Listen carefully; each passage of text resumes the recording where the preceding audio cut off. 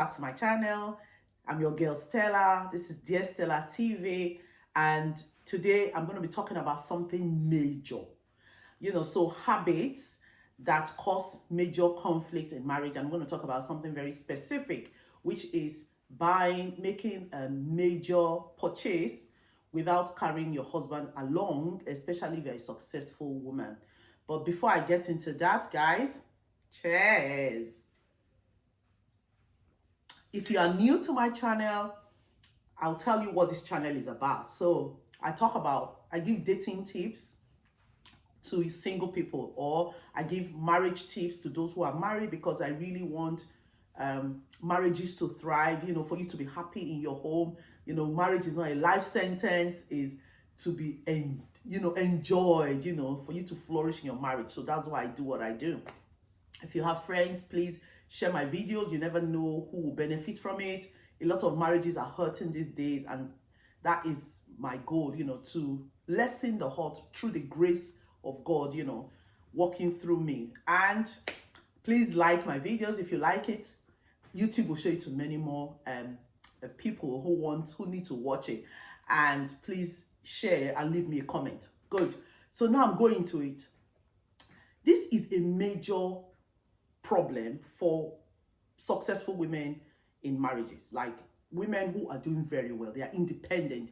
They sometimes they're even the breadwinners. They earn more money than their husbands. And whether or not you do, that's not the point. The point is you have the wherewithal, you have the money in your bank, and you need to make a purchase. You want to do something major. I'm not talking about simple things now. Even simple things sometimes, you want to buy a car, brand new car.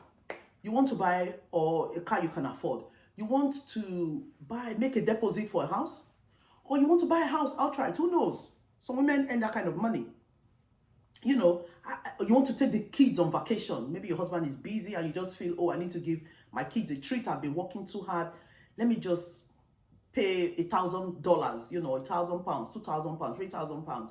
My husband will like it. But there are 3 rules I want to share with you. Rule number 1, know thy husband. What kind of husband do you have? Do you have the kind of husband who likes surprises? So if you buy anything in the house, or you make any major purchase, he's going to be happy for you. Have you tried it before? Know thy husband, okay? If your answer to that question is no, my husband has issues with me buying major things, I don't know why can't he just be happy for me, why is he so insecure, blah blah blah blah blah.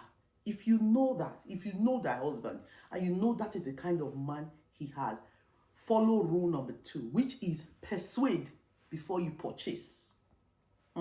Persuade him before you purchase. So for example, you want a new car, for example, and maybe your old car is giving you problems, or he's not even giving you problems, you just want to upgrade, that kind of thing, because girl, you can afford it. Please, I beg you in Jesus' name, from one woman who has worked, who, once upon a time, I was in a position where, I was very well paid and everything.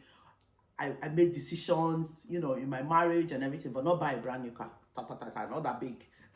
No, but I'm still saying the principle applies, okay? So what I'm saying is, don't just get up and go and make the purchase because you can. And you have a husband who has a bit of, he wants to be carried along. It's not a bad thing. It's not a feeling of insecurity. You want a situation where you give your husband gives you a sense of belonging. You want to feel you are in a relationship, a partnership. So it's good you make decisions together. It's good you carry each other along. It's very, very important. Even in a company, if you are the head of a team and you make all the decisions, you're going to leave people behind. They're going to be like, it's the boss's decision. You will hear them say, whatever she wants us to do, we'll do. So you're not allowing people, come up with their own ideas and everything. So it's the same thing in a marriage. Don't feel as if it's your husband's fault. He doesn't understand. I need to do this, that kind of thing. No. Persuade him. Use soft skills. Convince him. There are ways to make you want to do something, right? But make your husband believe it's his decision. It's wisdom. Make your husband feel it. So introduce the talk. Just say, oh, sweetheart, I was thinking maybe this time you're massaging his leg or whatever. I was thinking that maybe, that my car, I really don't like it anymore. And then he'll be like, oh, why? And then you're like, you don't know what it does to me on the road. It's horrible. It's this, it's that. So you list all the negative things, the reason why you want to get rid of it. And then you'll be like, oh, okay, I didn't know it was that bad. And you'll be like, and he'll be like, so you now ask him, so what do you think I should do? Girl, you already know you're buying it. Do you get? You'll be like, so what do you think I should do? You say, well, what do you want? You want to change it? He's making the suggestion that you already made before you started the topic. It's not deceit, it's not manipulation, it's persuasion. And then you'll be like, yeah, if you think that's a good idea, I think I would like a new car, really. I think that's a very good idea. Yeah, a new car. Do you think I should get a brand new car, or a well-used second-hand car or something? And then he'll give his opinion, and you refine it, and you help him see where you are going. By the time you arrive at that decision, he's on board. No problem. It's his decision. You are the one taking it, but guess what? It was your decision, girl, from the beginning, but nobody needs to know that. Be wise. Don't you want peace? Put yourself in his position. It's not that, oh, why do I have to do that? It's my money. You have to be sensitive. You have to be thoughtful. You have to be considerate. You have to be kind.